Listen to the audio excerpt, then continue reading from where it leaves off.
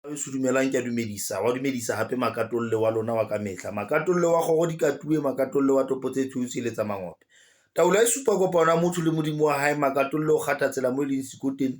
o tlo sa lefisi ba bathong a ba apese ka kganya makatolle ke ngaka tse ding ke a dumedisa borwa le boya botjhabela bophirima kgutlo tse nne tsa lefatshe bana beso taba ke eo he re qadile ka ditaba ho motho ya qalang ho shebella ke kopa o click subscribe mono ho na le notification bell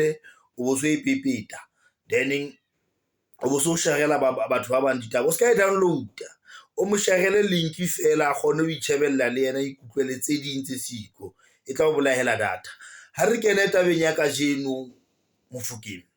Mofokeng o re tshwaretseng e betjhe ka jeno re dutse re rekile di data re mametse re shebile Mofokeng o tshwere taba ya dikgoho bana beso ke batla re bue ka taba ya kgoho man e batla impha stress nyana ke batla ho qaqolla taba ya dikgoho batho ba re ba kgathetse he Mofokeng nna o neng ke tlhapiswa ga dikgoho mona le mona ba nkisitse nokeng ba nkisa kae mara tjhe ha ona ntho e nsebeletsang ha eyo ho hang so video ena e tlo ba molemo ho ngaka e ithutang kapo e sa fitlang bongakeng hore le yona e mamele tlo kgona ho ithuta ho motho ya tsamayang ngaka le yena a imamelle ho ngaka le ha e ka ba ngaka ya kgale mara hona le e sa tsebeng so thea tsebe o mamele Mofokeng o teng bana beso o na le lona he ka jeno so kgoho ke ena mona Mofokeng kgoho ke ena mona ke batla ho bua ka mesebetsi ya kgoho kapo ya dikgoho tse tharo re na le kgoho e ntsho re na le kgoho e tshweu re na le kgoho e khwarahla ke a tseba batho ba bangata ba utlwisise khwarahla ke color yane e mix re ke be jwalo ka puo ya location fela ke color e mix khwarahla bana beso so Mofokeng kena tabeng o tlohelle ho potolloha e ka report-a papa e senang shabo tjena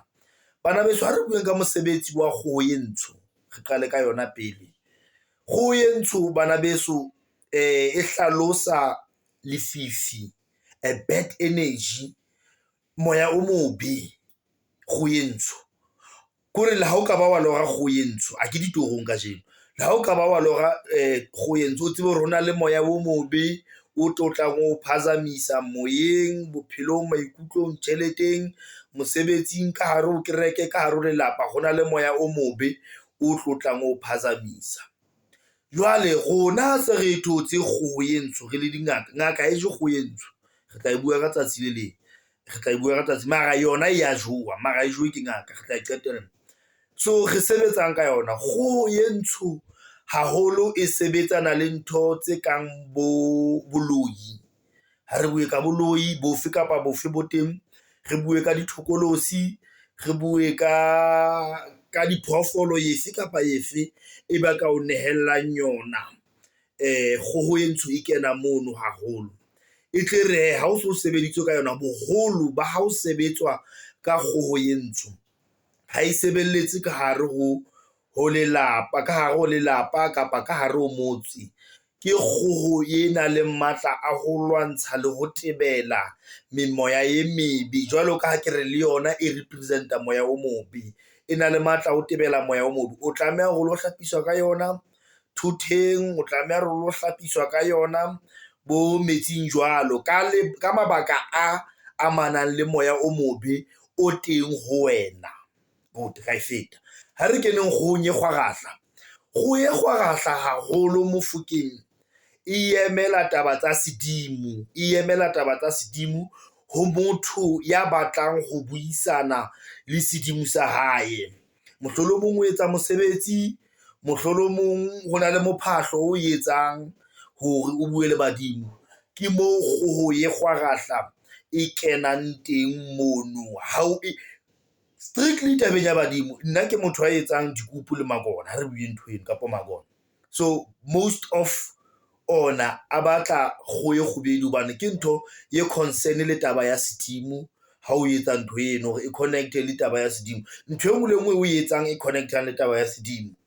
ho batho ba kenang ka hare ho leeto la moya mohlolomong mathwasa mafehlela ke hona moo kgoho e kgwarahla e kenang teng. Ena kopa le mameleng hantle ska lebala ho subscriber mono ha o qala ho shebella o share le batho ba bang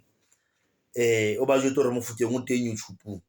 nako tsohle. Ena kopa le mameleng hantle ha re bue ka kgoo e tshweu bana betso. Kgoo e tshweu kopa re tlohelle kgoo tse tsa metjhini le tse kgubedu se di teng dikgoo tsa metjhini. Kgoo tsa metjhini ha di na matla. That is why le hlapang ka dikgoho le bonang ho sena phetoho ho lona. Hlapa ka kgoo e tshweu le dinga ka se di lapile di sena shawo jwale di re tlo le kgoho la tseba ke le tla le kgoho ya ne tshweu e jwang. Kgoho eno ha ina matla ha e phele kore wa e bona le wena o e shebile hore ha ina matla ho hang. Ke mo o tlo etsang dintho tsa hao dintho di bule nakonyana di tsamaye di prete ka speed nyana ka lebaka la kgoo e tshweu e o e sebedisang. So lwanelang ha le buisane ka kgoo e tshweu le ngaka hao batla kgoo e tshweu mara ebe kgoo ya Sesotho, kgoo ya hae. Jwale mo fukeng kgoo ya Sesotho, kgoo ya hae e tshweu yona re e sebedisa for eng hobane eng kgoo e tshweu, kgoo ya Sesotho re e sebedisa mabakeng a ho phothula, re sebedisa mabakeng a ho phothula kapa ho hlapolla kapa o ka sekgowa re ka re ho activator. Re ke re o activator ka sekgowa. If e le hore o ile wa hlokahallwa ke batla le mamela hantle ha ona matla a ho hlaba nku kapa eng o ka sebedisa kgoho e tshweu ho phothula ha ona le sefifi se teng ho wena. If o kwetswe ka taba ya lucky ya hao kapa tjhelete o sebedisa ba kwetse natural luck ya hao ya badimo, lucky ya hao original ya badimo, o sebedisa kgoho e tshweu ho hlapa ho tlosa ntho e o kwetseng ho activator lucky eno ntse na le yona originally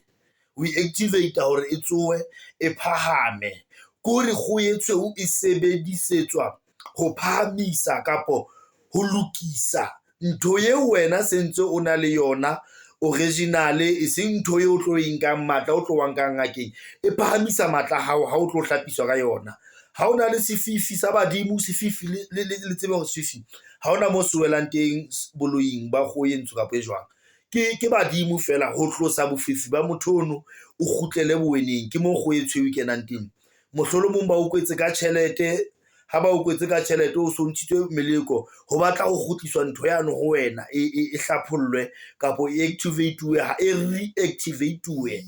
ho sebetsa kgoho e tshweu mono. So nka bua letsatsi le lo dikela ka taba ya kgoho bana beso bana ke bona batho se ba lla haholo a fila tabeng ya kgoho. Rona re bula re hlapa ka dikgoho, rona re hlapa ka dikgoho molebe ha ona ntho e etsahalang